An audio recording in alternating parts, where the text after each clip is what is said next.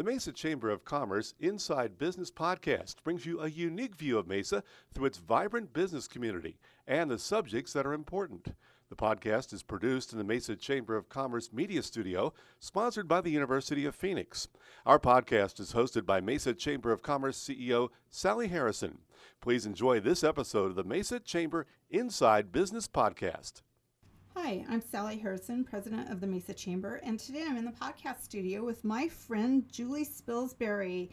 Councilwoman, welcome. Hello, thank you so much for having me. I'm so glad you're here. Obviously, it's that time of the season, right, where you are running for District 2 again. So you've put in your time and you just didn't get enough.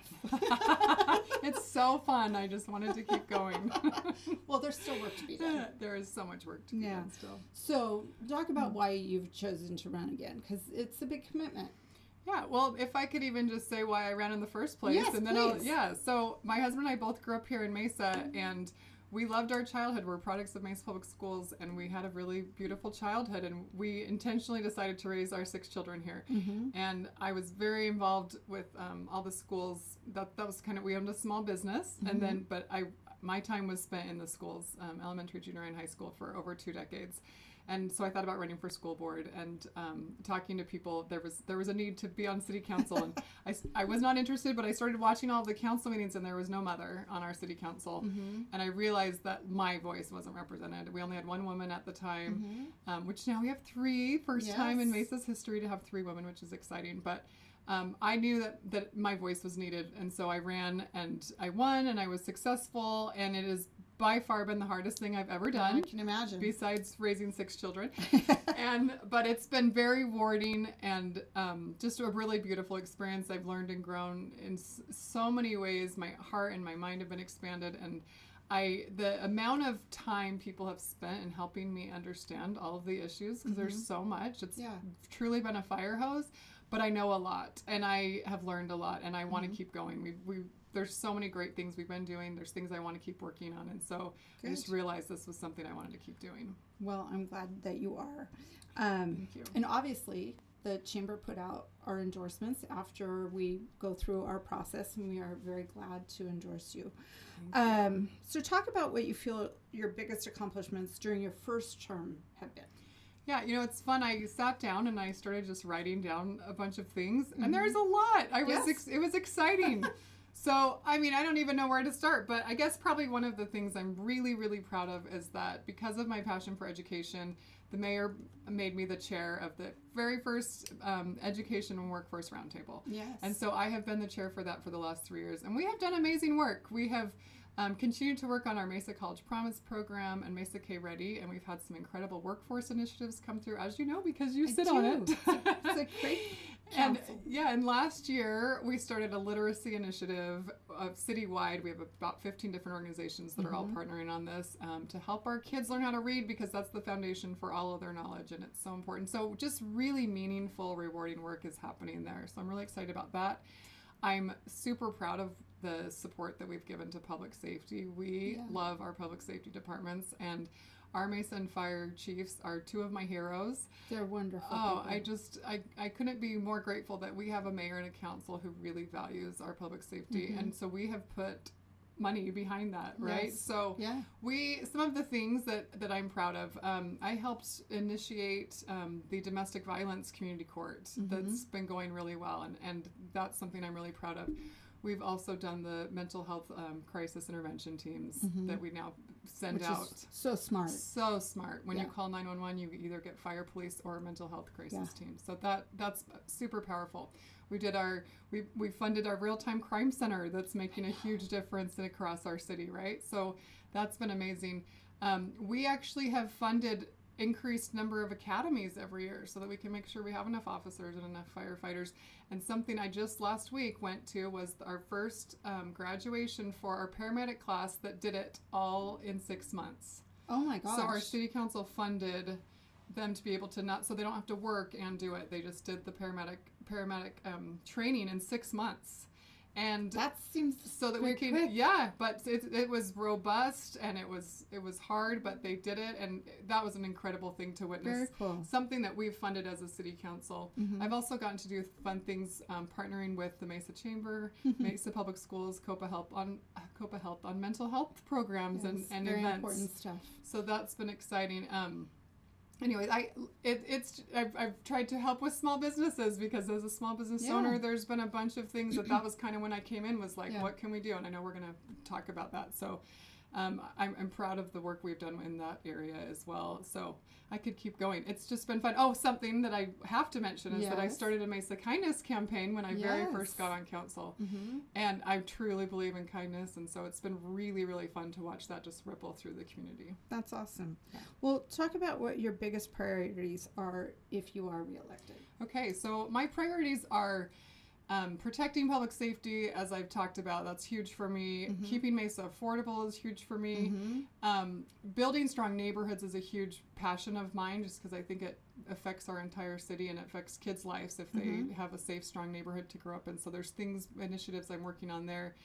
And of course, educational things. But something I'm really excited right now that will be a priority is that we have 2 new positions that will just be focused on revitalization of areas. So my district, which is the heart of Mesa, it's the whole center of Mesa if you look at a map, we have rundown shopping centers and we have some really underperforming areas that are blighted and increase crime and just don't look, it doesn't make you feel safe, and that is problematic to me when I drive around my district. And so it's been overwhelming of like, what do you do with this? But I'm super excited to know that we're going to put funding behind these 2 positions where that's what they're going to do full time, is work on attracting developers and businesses to these areas and revitalize them. And so I think that's going to make a really big difference. That's huge. And of course, Buckhorn Baths falls in that category. And that's something people always ask me about in my district. It's on Record in Maine. Such an incredibly cool historical property that needs to be redeveloped, and we have people working on that right now, so we're excited about that. That's cool. Do you know what the plan is for that? Yeah, they're going to put multifamily housing around the outside of it to help fund it, and then they'll revitalize that corner. And those ideas are big and amazing, but the mineral springs are still there. Oh, they're just really expensive to access, but so there's thoughts of like a spa, a hotel, retail, like so it could be it could be a really cool corner. That's awesome. Excited about that. Well, you mentioned that you and your husband had a small business. So tell me a little bit about the history of you being a small business owner. Yeah, so when I married into my husband's family, they had started a tree care company, and so I helped run that, and my husband and I took it over eventually, but we did that for over 2 decades.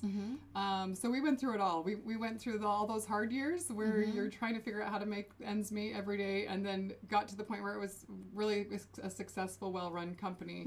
And so we went through it all, and I helped with all of the books for that for years and years and years. A lot of the accounting and taxes and all of that kind of stuff. All the fun stuff. Yes, all the fun stuff. But like, we have felt the pain that it is to be a small business owner, and we sold that in 2020, actually a week before COVID hit. Kind of crazy, but good timing. It was an incredible experience, and really what our life was for most of our marriage until the last 4 years. So it is an incredible opportunity to be a small business owner, and incredibly challenging. Yeah, no doubt. Yeah. Well, so obviously Mesa has a lot of small businesses.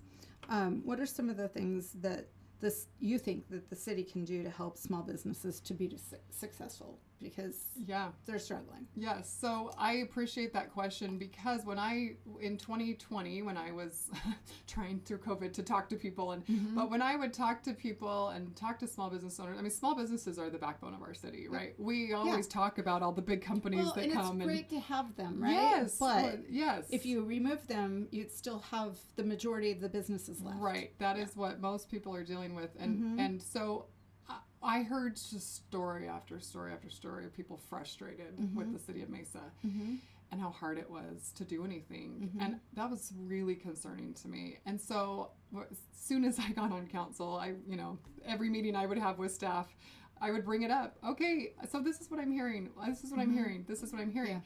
And I've learned very quickly there's always more to the story, right? Yeah. In everything. That's been a huge lesson I've learned. 2 sides. Right. Always. Maybe 3 sides, right? So I think that it's good to recognize that, but also our new planning director, Mary, always says this too. Perception is reality. And so if that's how it feels, then we need to do something about it. Yep. Whether we have a good reason why something happens or whether there was like maybe the timeline was off of what someone says, like it doesn't matter. If someone feels like it's hard to work with the city, we need to do something about that. So I came in, day one trying to figure out what can we do for small business support. And I am happy to report that 3.5 years later, we've done so much for small businesses. We've really put a lot of money into small business support. Yes.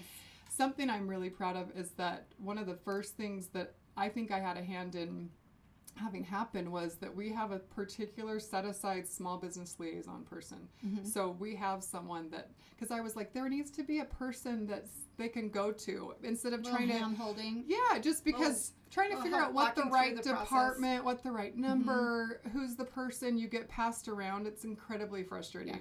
So having someone that can just talk to them, find out, okay, this is the department you need to talk to. Here's the number. Here's the person. I'll follow up with you. That has been amazing. I also am really just proud of, with economic development, they have focused on small businesses and have done so many. I mean, I could talk for the next 30 minutes. The Business Builder program alone has been great. So all of the Business Builder stuff and the studios that the Business Builder program at the studios that we just opened last month. I mean, there's incredible. We've got our food incubator, our restaurant incubator that's coming, and so much technological help, financial help. Like there's all these different programs now that I really think will help. And I talked to someone Friday night that was telling me some frustration they were having with their getting all of their stuff done for their small business over near Falcon Field. It's not my district, but I'm like, that doesn't really sound right. Like when something doesn't make sense. Sure. Right? So it's common sense, I think, that people have a hard time with sometimes. Right. And so I think there just needs to be more communication of why certain things are being asked to be done. I think we just have to get away from the regulate and figure out how can we help. Yes. Because it only benefits our city if these businesses can get open and open faster or whatever their thing is, it only helps our city. Yeah. So we need to see what we can do to help them. That would be a really big plus. And I think it's something that everyone's aware of and trying to figure out what we can do. And in processes, what are some of the processes that we could streamline to make sure that things can just get moved quicker through? Well, obviously that's an issue, but so is workforce. Yes. So talk about your thoughts on workforce development. This is an exciting topic for me because since I chair the Education Workforce Roundtable, it's something we're always talking about, thinking about, and anytime that anything comes up. So a couple that I'll mention. Our city just, with partnership with our education department and economic development, we're doing the Job Connect Mesa database. Yeah. That is so exciting. It's already launched, a central database for prospective employees, prospective employers to come together and see what all the opportunities and options are.